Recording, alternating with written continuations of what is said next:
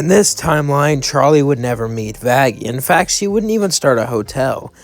In fact, Alastor would be chosen as a bodyguard and butler for Charlie when she was a teenager. And as she grew up, she started to get to know Alastor. As she started to like him, Alastor was still, well, himself, but Charlie was a bit more evil in this timeline. She was still sweet and kind, but had an evil side, kind of like Rosie.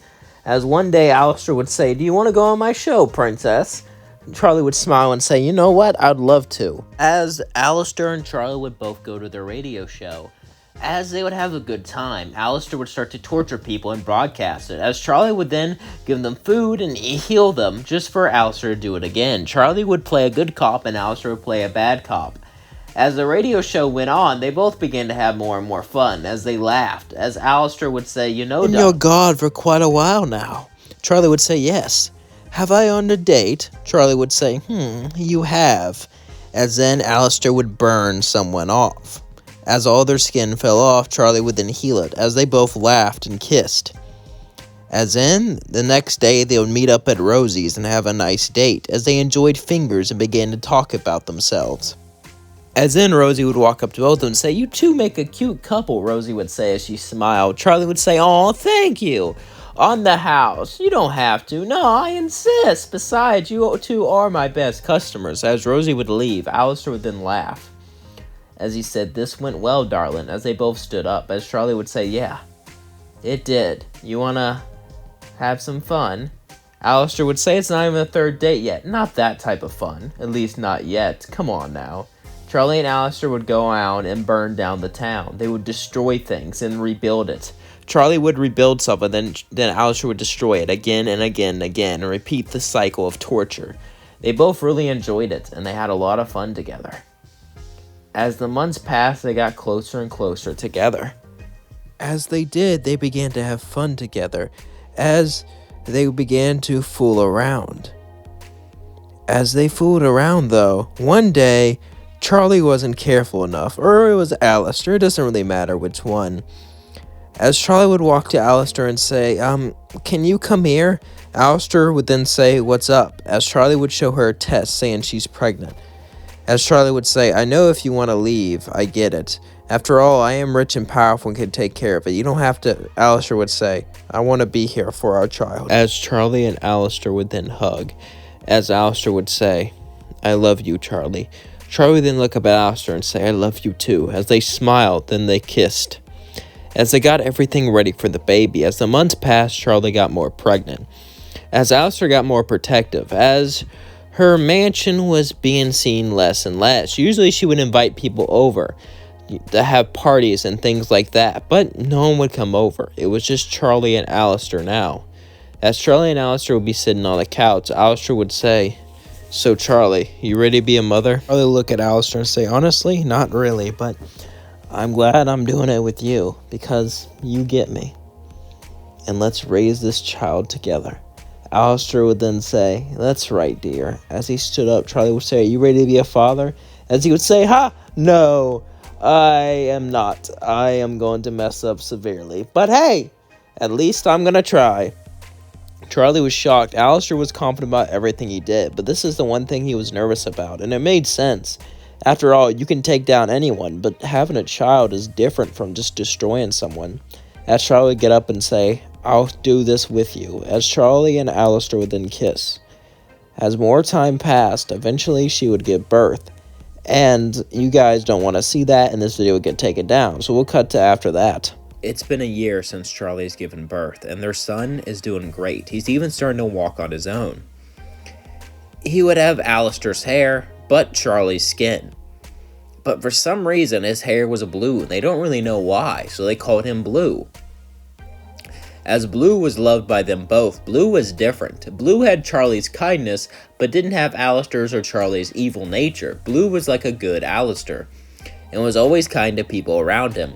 And he didn't really fit in well with their demonic games, but they loved him nonetheless.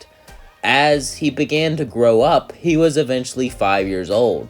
As Charlie and Alastor were reading him a book, he would look up and say, "Can I have a sibling?" Charlie would say, "What?"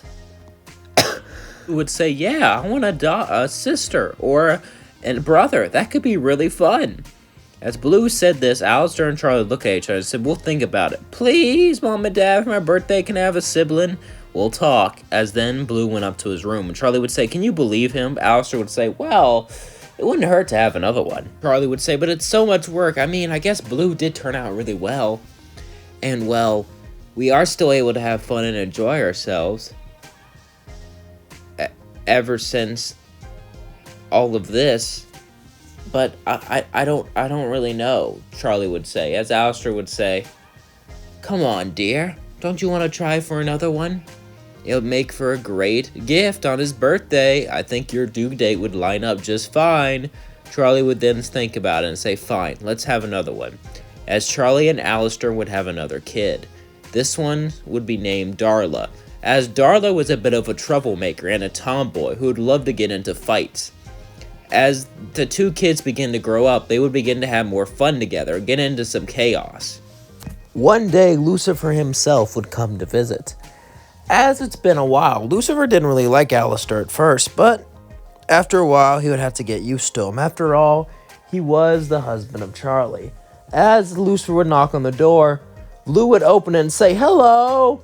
"Hi, Blue," Lucifer would say, as he would start to talk with him. As then he saw his sister, which was 3 years old at this point, as she looked up and said, "I hear you strong. Let's fight."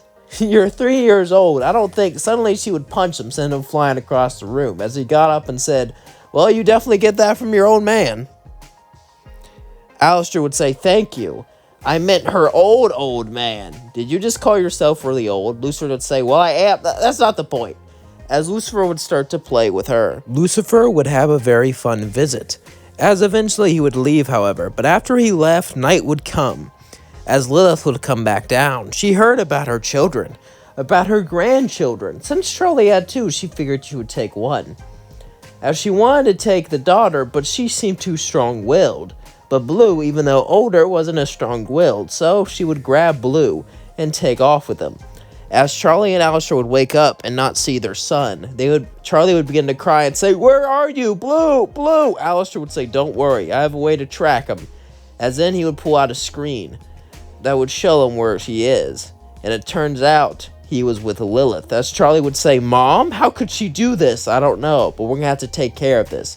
Alastor and Charlie would nod as they would run off to try to get Blue back. As we cut to Blue and Lilith, Lilith would say, "Stay here now. I am your grandmother after all." Blue would say, No, I don't care if you are. That doesn't give you a right to do this. That's mean. You owe me an apology." "Or what? Or I'll..."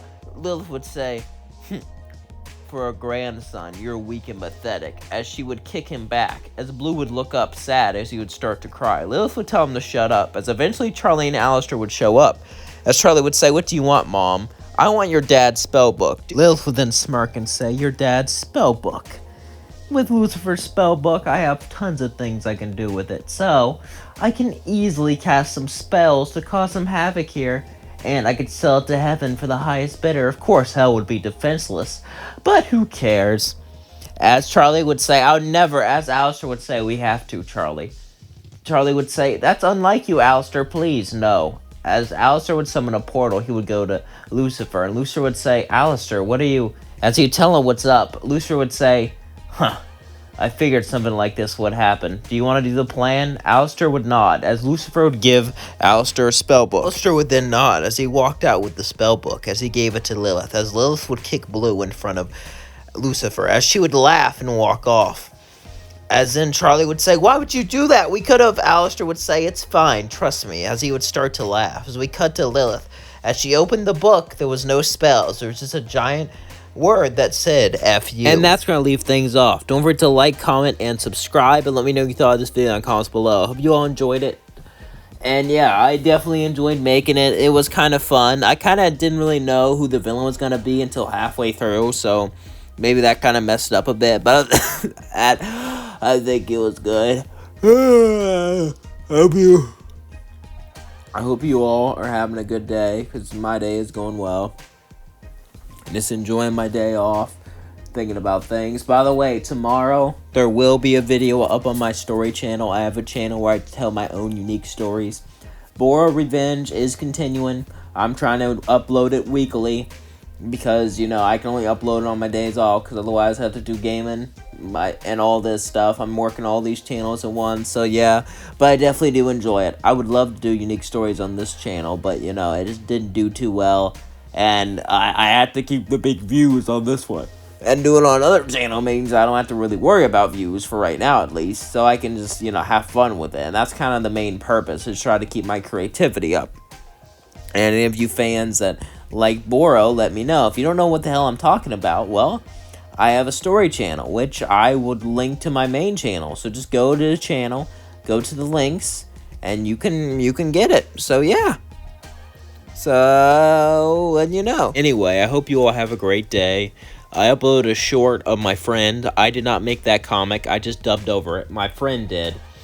My friend is really talented, and yeah, they just made a little dumb doodle and something like that. The whole point of the comic is not to make sense. It's to be like, what the heck is going on? So if you want to check out that comic, look at that short. I definitely plan on posting more of those comic dubs, so I hope you all enjoyed it. Love you all. I thank you so much for being here. Thank you so much for watching me. You make my life happy. Peace out.